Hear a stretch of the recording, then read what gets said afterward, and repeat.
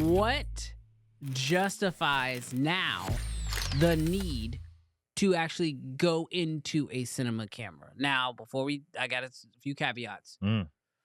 I'm not finna sit here and argue with you what is a cinema camera. I already saw it on your face. I'm not finna sit here and argue with you what exactly is a cinema camera. That's a throwback.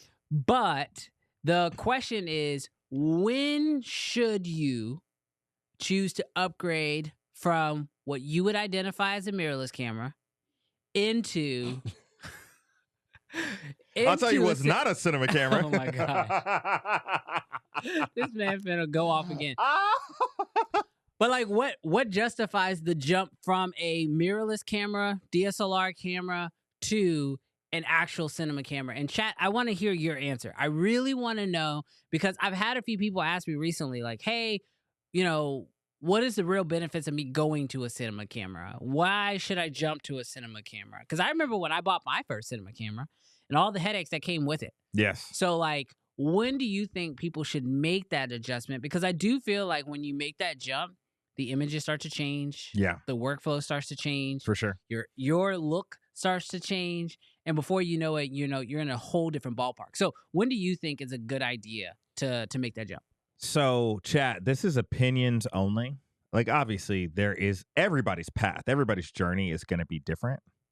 But I'll just tell you mine. I feel like for me, being way longer a DSLR shooter, being a mirrorless shooter, before I took the leap into a cinema camera, I felt like my DSLR and my mirrorless cameras were perfectly fine. And in a lot of ways, they are. Like, they shoot video, they shoot 4K, they shoot, and I didn't have anything over 4K, but they shoot 120, and they have C-Log, and they do all like these different things, and that's great. But I will tell you, the moment that I bought my C70, there is something in the sauce, in the codecs, in the 10-bit, in the 4K, in the RAW, that the image is different. Like, it just looked different. And now, like, say, later on in the show, we're going to go and review our real estate footage. When I look at the highlight roll-offs, when I look at the dynamic range, when I look at of my cinema cameras today versus my 1DX Mark II, oh my gosh, I look back at that footage and I'm just like, cringe. So with that being said, for me, I think when you want to pursue a higher quality of video, you buy a video camera or you buy a cinema camera. When you want to take better photos, you go after a hybrid or a photo camera. So I feel like when you're ready and you want to take that leap, buying a dedicated cinema camera is probably your best bet. And also just workflow, if we're just going to be honest. I feel like the way I would have to like rig a DSLR to include microphones and to include batteries and all sort of stuff, convoluted. With my cinema cameras, so much easier. Like the IO, so much easier. It's meant for video productions. Can you do it with your DSLR? 100%. Yeah. Can you do it with your mirrorless? 100%. Not taking it away. You can do corporate jobs. You can do professional jobs. You can do so many different things with those. But like when you're ready to take a step up in video quality, when you're also ready to make your workflow easier, like built-in XLRs, built-in indies. Well, your Red didn't get that. This is true, but the ability, well, I mean, but it's got the adapter to be able to do it. True. You know what I mean? Now, instead of a 3.5 mini jack. Kenneth says your answer should be, apparently you upgrade when Red tempts you. Bro, when the shill makers call, you got to shill. Cam Mackey knows. When they call, you got to shill, bro. No, so for me, I think it is more for like yes, I think there is an image thing, right? And the image thing is the one where I feel like it gets, like, it's easier to fix if you're still on mirrorless. Like, oh, you want a little bit of that softness, a little bit of that bloom. There's some filters that can maybe help you get there, right? Yes, there are. There are. Not. Show me that dynamic range filter. No, I didn't say dynamic range, but I said like highlight, roll off, and kind of get a little bit of that softness that you typically get. Yes, you can get some of that. You can get 8K out of a mirrorless camera, so it's not a resolution thing. Yeah, I do think that like your image that you're chasing for is a factor.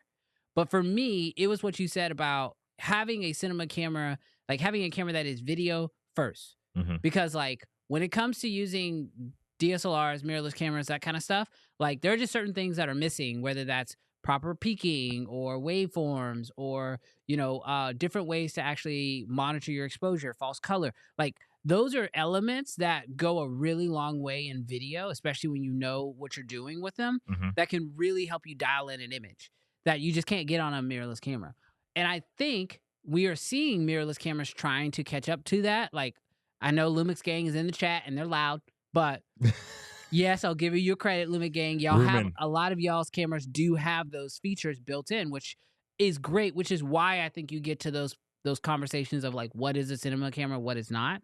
But I do think that when it comes to like looking for a camera that's going to help the workflow of making a video easier, that's when you should start looking for something new. But I will say this, and I'll die on this hill.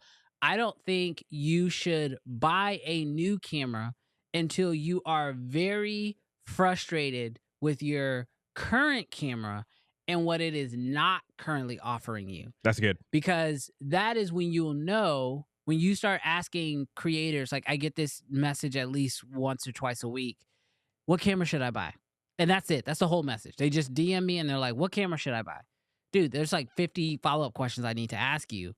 And I think the easiest way to answer that question without having to ask, somebody else is ask yourself, what am I currently frustrated with out of my current camera?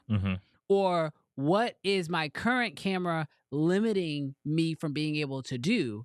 And then now go seek a new camera that solves that problem. Because then you'll get that new camera and immediately you'll understand the value of that new camera. Because I can't tell you how many times at the very beginning where I would buy a camera and I would really like it, and then I would just get antsy about buying a new camera, and then I'd buy a new camera, and then I'd be like, all right, how am I going to make this thing worth it? And it's like, oh, because I didn't really buy it to solve a real problem. Yeah. And for me, like when I went from Blackmagics to Reds, I did not really enjoy the DaVinci Blackmagic raw workflow. I just didn't like it. I know Blackmagic Mafia don't come for me for that, but I will say I just didn't enjoy it. So when I wanted to go to Red, it was because I wanted a better raw workflow for me. So the second I got my first OG Komodo, that raw workflow immediately was a benefit. And I was like, oh yeah, this is why I upgraded. And I felt it immediately. All right, so if you enjoyed this clip, do us a huge favor. Hit that subscribe button because we would love for you to join the community. Here, we're just a bunch of nerds who love camera gear and love talking about it every single week, which we do live at 11 o'clock Central Standard Time. So hit that subscribe button so you don't miss that and you don't miss any of the other clips.